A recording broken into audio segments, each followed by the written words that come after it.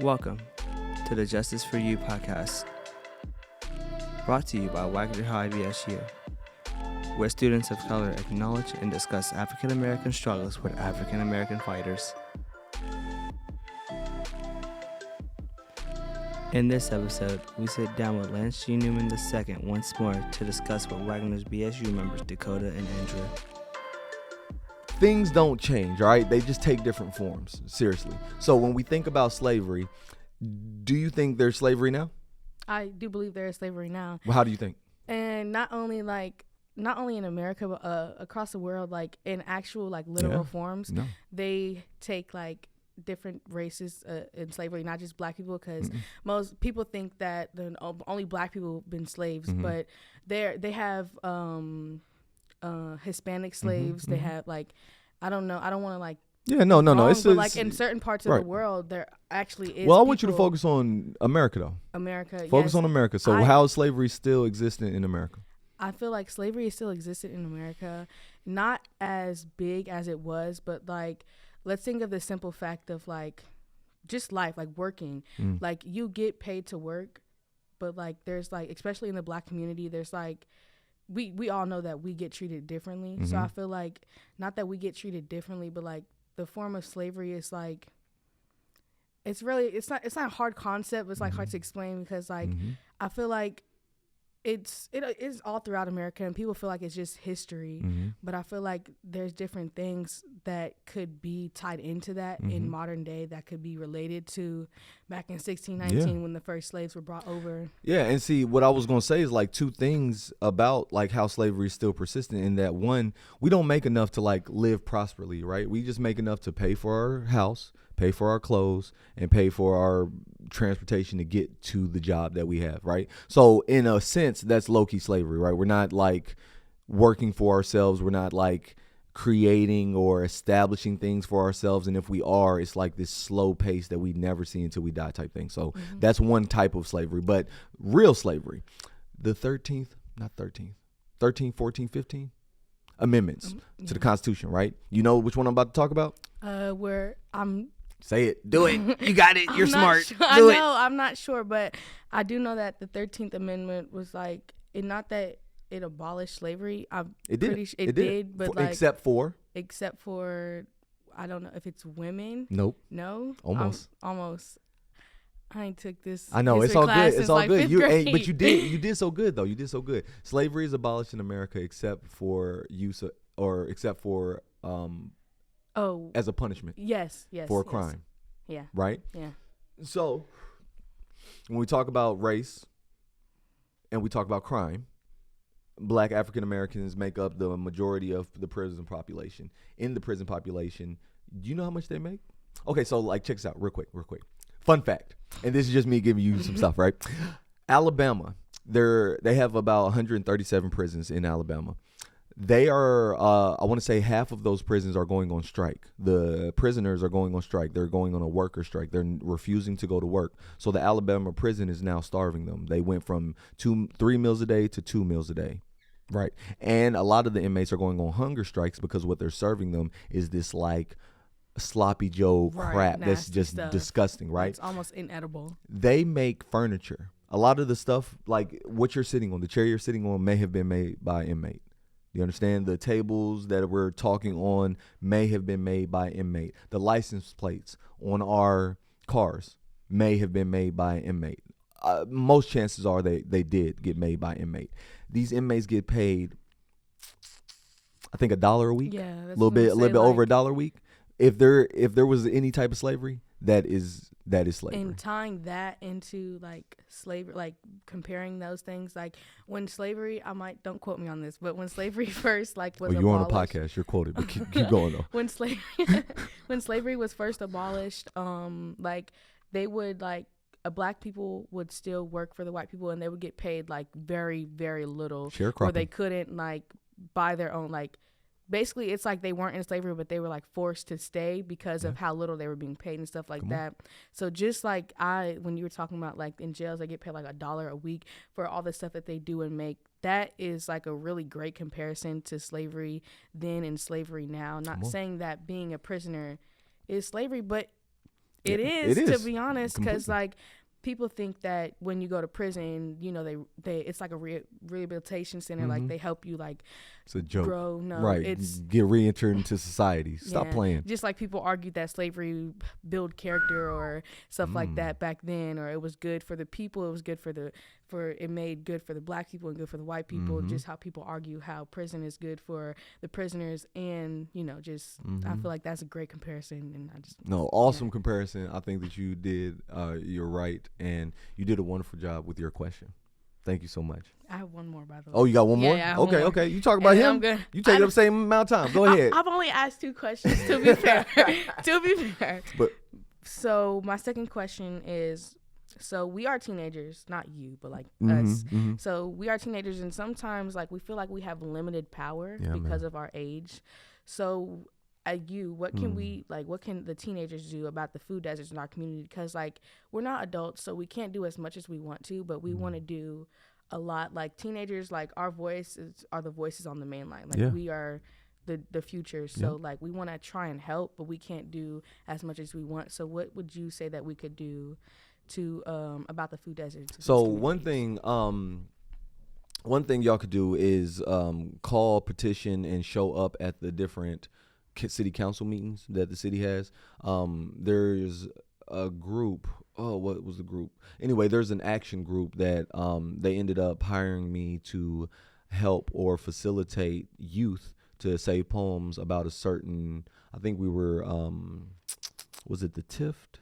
I don't know. We were protesting something. And y'all could always go and like speak up. Like anybody can speak at those things. And when the stuff comes from kids, you've seen this go viral, right? Where the kids like standing in front of the city council was like, "You guys are crappy. I hate it here." You know what I mean? Like those are the speeches that really change the world. 1. 2, y'all have access. Your generation will be the smartest, most wealthy, and most, I guess smartest and knowledgeable is the same thing. But like you all are like geared to be the most, the smartest generation since like forever, right? Your all's access to technology, you're all savvy with technology and the creativity and innovation that y'all do with technology. These are the ways that you do it. So what does it look like to create a food desert challenge on TikTok? I mean, with that, we could do like incorporate like a trend or like a sensation or like a sound on TikTok, and like show like grocery stores like in like the West End compared to in Westport. Like so we could What's the TikTok right now where they do 2 things? There's a song that plays, and it said in the first part of the song is all happy, and it shows like a happy scene, and then the same thing is shown in a negative light. So it's like doo doo doo doo doo, and then the song changes and drowns out and says doon doon doon doon doon. You know what I'm talking about? Yeah. So like you could do that, right? Like, that, like be shopping in the East End, do do do do do do do, and then go in the West End, doon doon doon doon doon. Right? Yeah, So yeah. that's those are things that y'all's generation, the youth can do.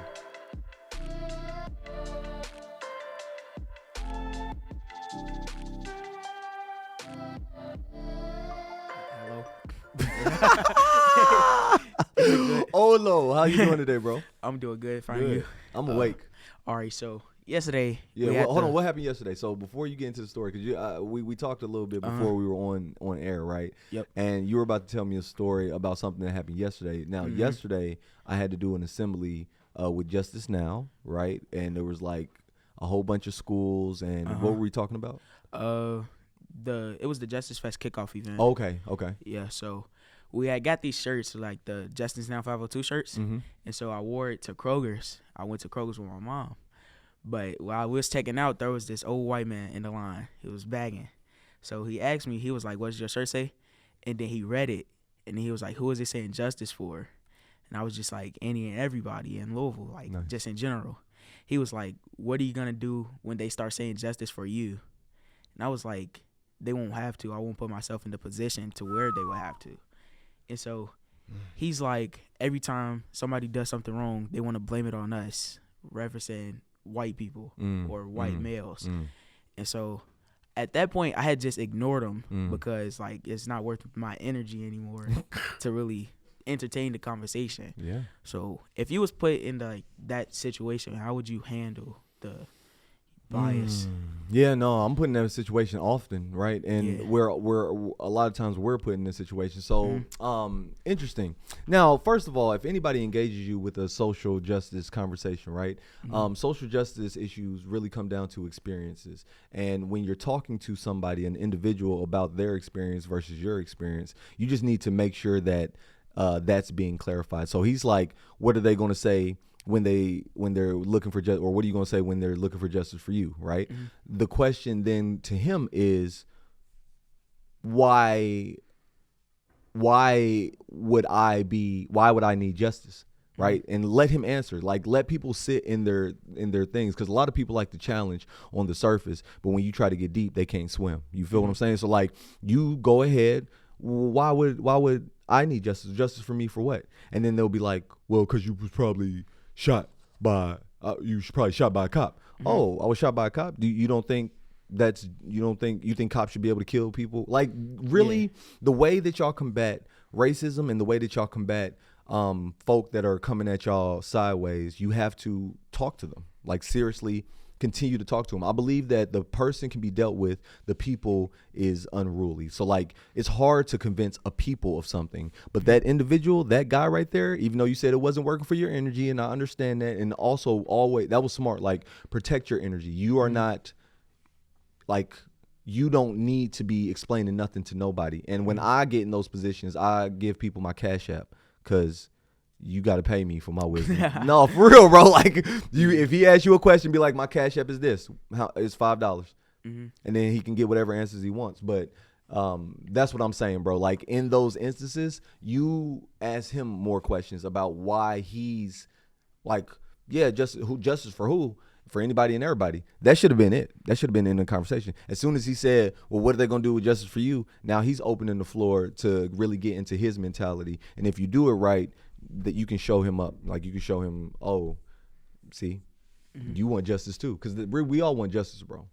Do you think, like, people like him play a part of the reason why a lot of people in the black community don't like going outside of their neighborhood to go to different stores, like grocery stores? Heck yeah. What? Bro, I don't go to the East. Like, I don't go to the East End. This is East. I went to Eastern. That was about as far east as I've ever gone, because I am completely uncomfortable, bro. Like, I know folks like him are looking at me at all times. I get the microaggressions of, oh, is your hair real? Can I touch it? I get the microaggressions of, do you need help with anything? You know, I don't go window shopping because I'm afraid of that. So when we talk about, are those people contributing? Heck yeah, they contributing. But they are way less important than Mitch McConnell. They're way less important than Matt Bevin. They're way less important than the Daniel Camerons of the world that kind of imbue or absorb this racism into their own personality and, like, you know, give it out. The guy that you met at the store, bro, that's the I always say it's a difference between Donald Trump and like Joe Biden.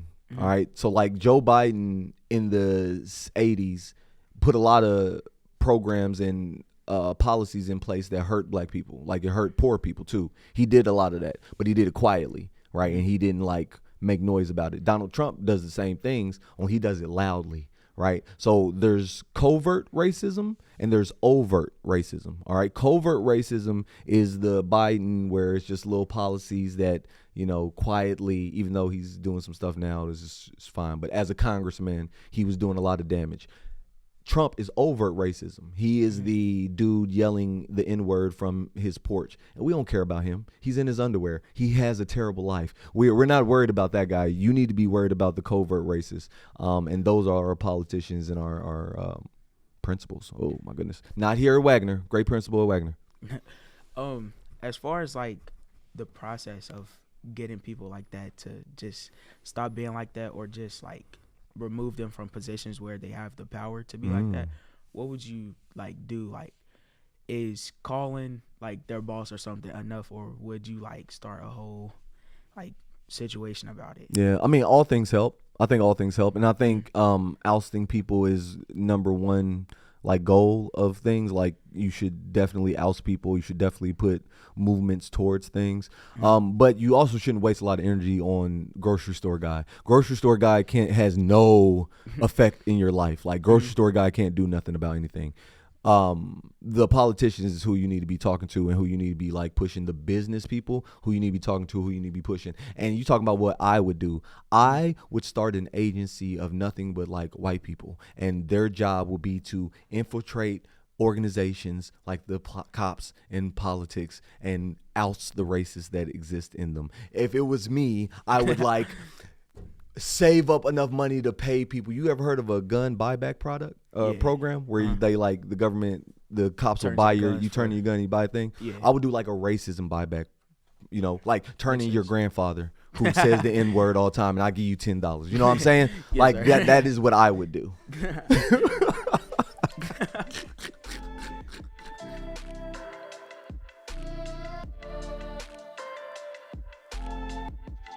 Right now, what is on your mind? Like when you go home, what's on your plate? Like what you need to get off your plate before you can like be happy? I really try to focus more at school because like bias, like people expect like black men to fail. So me, like I talk a lot in school. Like I always talk. So it's like hard not to talk, but I know that I need to focus a lot more in school. To just like shut down like biases and like other opinions of people on like the black community. But it really is hard. Well, and that makes a lot of sense, and that you're saying a lot there, and that your whole character is based on like, do you get how people of color and people who like LGBTQ, like the others of society, right? We are one of the others of society. Do you understand, or can you like grasp that you have to change your whole personality? Like you're literally going into school knowing that I have this stigma, or the people that look like me have this stigma, and I have to act a different way to make sure that this stigma isn't reinforced, right? There are people that walk around and don't have to think about that. There are people that walk around and really that's not part of their personality or life. And I would say that like, you're saying a lot, bro. I mean, that's a very deep sentiment to think like, okay, I need to focus in school. I like to talk a lot. I like to be blah, blah, blah, blah, blah. And it's like in normal other settings, in other cultures, this may not have been such a bad thing, right? In other cultures, there may be a different program or a way of education, but you understand the system that you're in. You understand what's needed to succeed in that system, and you understand how that system conflicts with your personality, who you are. You are already ahead of the curve, all right? There are 50-year-olds that have not understood that. They don't know that. They can't even conceptualize, why am I going through this duality of my personality? Why can't I be one way and not another way? Why am I not succeeding in the system? They just get mad and they just get down on themselves. But you already identified the three things, and you're gonna be successful no matter what, bro. Because you can navigate that. That's what I had to do. That's what I had to do. Is there anything else like you would like to just talk about in general outside of what the podcast was about today? I want to like the people listening to this podcast. I would really hope that they are seeing something worthy of change. Like I hope they see that y'all know what y'all talking about, and don't ever get imposter syndrome. Imposter syndrome is where you have a position and you think you're not qualified for it. Like y'all are qualified for your feelings because they're based in evidence. Y'all don't have that knowledge, that education for the evidence part, but what you're feeling is completely valid. So continue to walk in your feelings, continue to like progress and put forth your energy towards like things that help your energy, and you got it, bro. Y'all are geniuses. Yes, sir. All right, that's it. Gang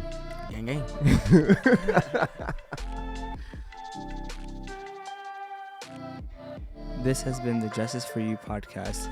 We want to thank all the interviewers, all the interviewees, and all the people who support the work of the podcast.